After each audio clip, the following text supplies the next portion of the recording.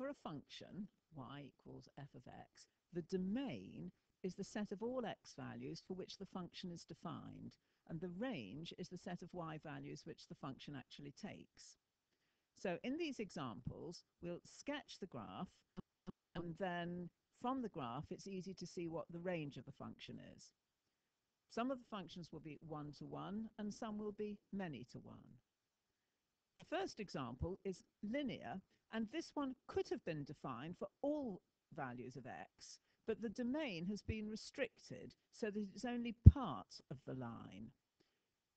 X equals 0 is included, so there's a closed blob at the end of the line to show that the end of the line is part of the graph.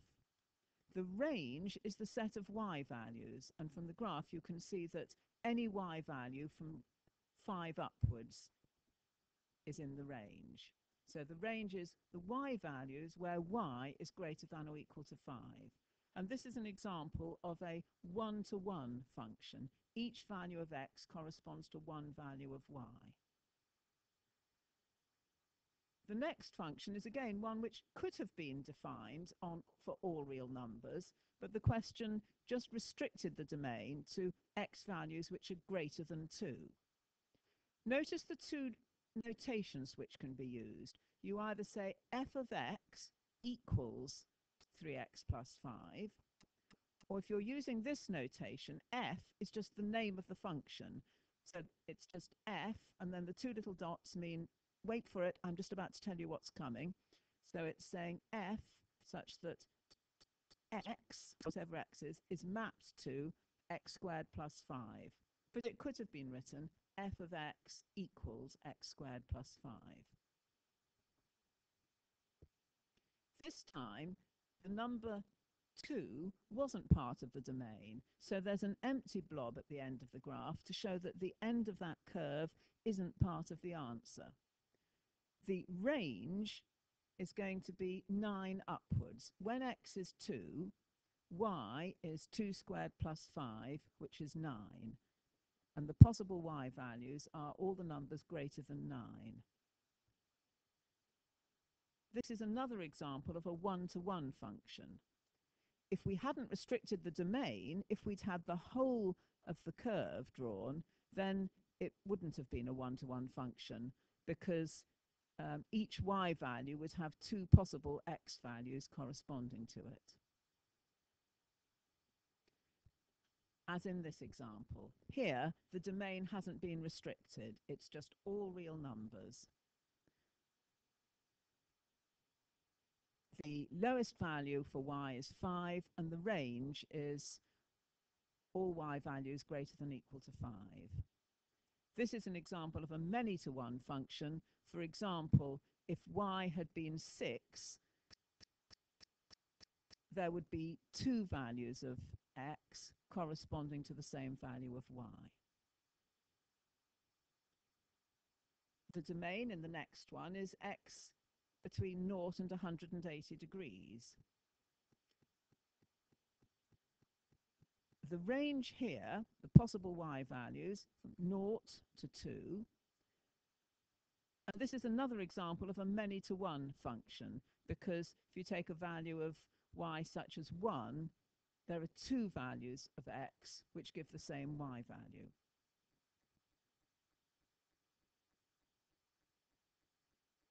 This is an example where there was no choice about restricting the domain. For the previous ones, for example, in example 4, we chose to restrict the domain to being between 0 and 180 degrees. It could have been all real numbers, and the curve would go on and on. In this case, in example 5, there was no choice, because if x had been less than -2, we'd have been trying to find the square root of a negative number, which you can't do. So here, there was no choice about restricting the domain. The range is y is greater than or equal to 0, and this is an example of a 1-to-1 function. Many mappings that aren't functions can be made into functions by restricting the domain. So here's an example very like the one we've just done. If the domain had been all real numbers, and that's the symbol for all real numbers, an R with a double spine, then y equals square root of x wouldn't be a function because values of x less than 0 wouldn't be mapped anywhere. And for a function, every member of the domain must correspond to one member of the range. But here, if you restrict the domain to x is greater than or equal to 0, then we get a function.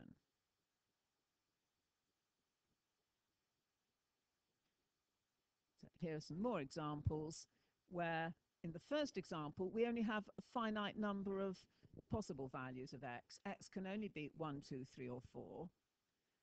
And this is an example of a one-to-one mapping, and you can see each answer in the range corresponding to one element in the domain. Here is one where the domain has been restricted to an interval on the real number line. And like the previous ones, you can see from the graph what the range will be. And this is an example of a many-to-one function for values other than 0. You have two values of x giving the same value of y. In this example, the domain has been restricted. H of x is 1 over x. We couldn't have 0 in the domain because 1 over x isn't defined when x is 0. But we could have had all other values of x. And the question has chosen to restrict the domain further by saying x is less than or equal to 3. So to find the range, we find the value of y when x is 3, and the domain, yes, the range is going to be all values of y from a third upwards, and there's no upper limit there. This would be an example of a one-to-one function on that restricted domain.